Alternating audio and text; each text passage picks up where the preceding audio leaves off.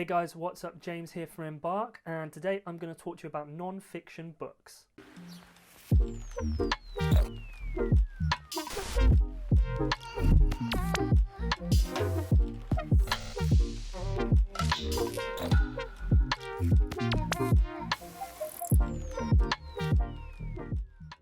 Now, I'm not a huge reader compared to a couple of people I know, but I have consumed my fair share of information through non-fiction books. And over the years, I've probably consumed around about 50 to 60 business, autobiographical, entrepreneurial books. So, what do I think about non-fiction books? I'm going to go into a little bit of detail first, but for now I'm going to give you the short answer because that's probably what you're here for. So I think the majority could be summed up in 50 pages or less. You have to be selective with what you read, and I think the majority of them can give you phenomenal value. Now for a bit more detail, we're going to look at the Pareto Principle, or the 80-20 rule, as some people might know it as. Basically, it states that 80% of effects come from 20% of the causes. This 80-20 rule has been shown to appear in loads of different parts of nature, and I think it applies here too, and I'll tell you why. For me, the first 20% of the book normally covers about 80% of the topic, with the exceptions of autobiographies. So the first 50 pages normally explains the unique strategy, the mental model, the technique, the trend. But that doesn't mean that the other 80% of the book isn't worth reading.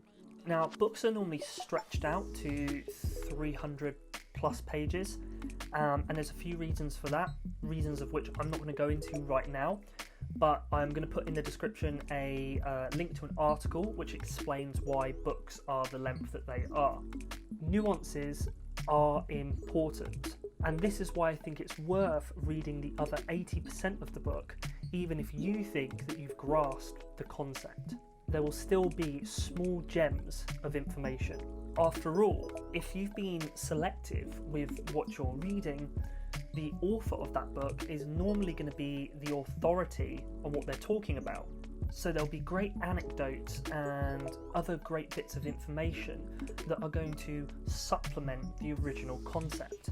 And this brings me on to my next point, which is that some books are extremely value dense, in a sense of the writers, the authors, potentially have done decades and decades of work in that particular field, and all of that information is condensed for you into 250, 300 pages, so it's extremely value dense.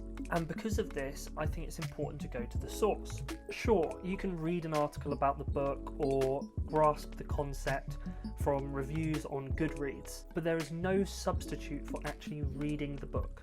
Because in the instance of the book containing decades of knowledge, the final 80% is still going to have more value to you than the effort-reward ratio of trying to piece together all the different bits of information from various places.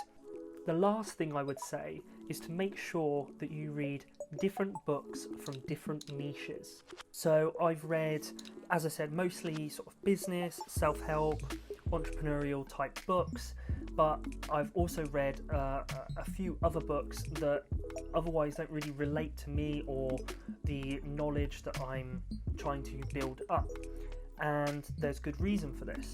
Books in different niches or written at different angles are going to provide you knowledge that obviously you wouldn't normally get from the other books. So gaining this rounded knowledge is going to help facilitate more creativity. It's going to help you get more ideas and bring them to fruition, and overall that's going to make you a more rounded person, and your approach to things is going to be more rounded as well. All of this will compound your knowledge, and I've actually already made a video on compounding knowledge before, and I'll link it just here. So that's it guys, that's just my thoughts on non-fiction books. If you like that video, please make sure to drop a like below, and if you haven't subscribed to the channel, please make sure you do. We have new videos here every week. I've been James from Embark, and I hope to see you on the next one. Ciao!